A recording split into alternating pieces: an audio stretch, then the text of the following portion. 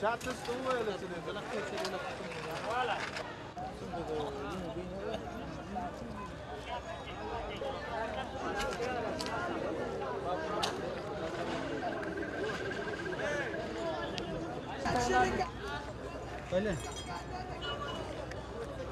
وعليكم السلام شايف بخير